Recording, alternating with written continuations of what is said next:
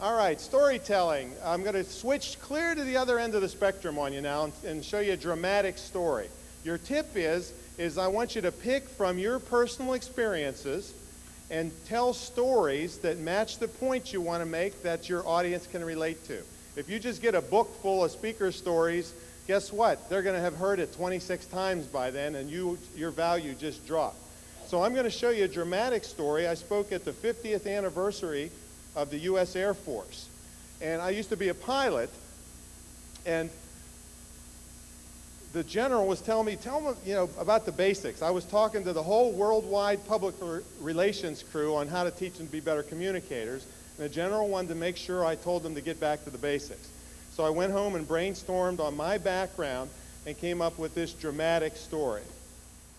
The general did also talk in great depth about the basics. I forgot the basics one time about 20 years ago, almost killed me. I was ferrying a twin-engine aircraft, a used one, from New York to Latrobe Airport, which is right outside where the Steelers practice, and then a quick 10-minute jump to Rostraver Airport outside of Pittsburgh, my home base. Relatively uneventful flight, landed at Latrobe, taxied in, picked up my parts, went and had lunch at the Blue Angel, very well-known restaurant there in Latrobe. Came back out, did a quick pre-flight, taxied out, takeoff.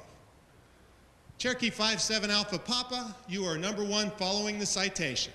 I'm sitting there, running my engine up, checking my magnetos. Cool, I'm ready to go. Cherokee 57 Alpha Papa, taxiing to position and hold.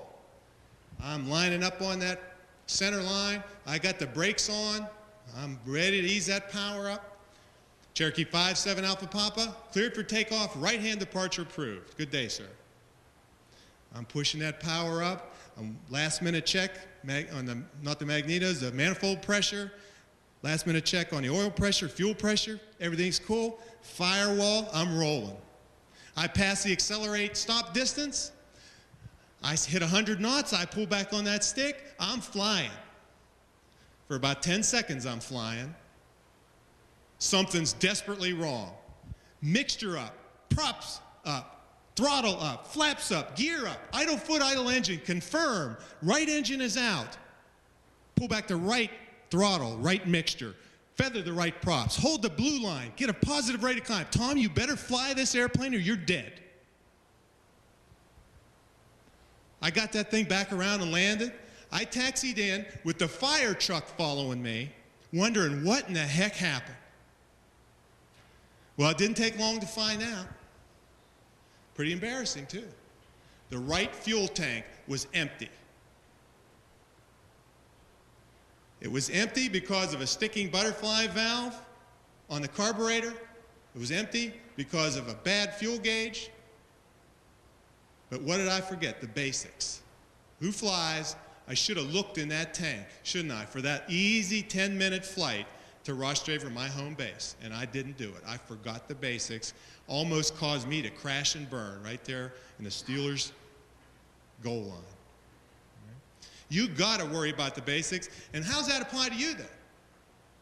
What happens when that camera fires up over here with Tanya shooting me and lighting the light up in my face when I'm not ready, right?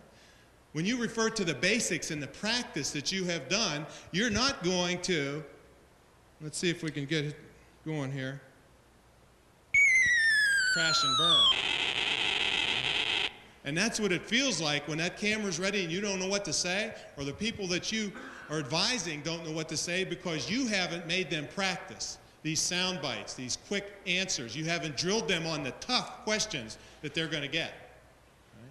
So don't let that happen to you. Get back to the basics that General Sconyers told you about. Have things ready to go so that you never take a chance on being caught off guard and crashing and burning.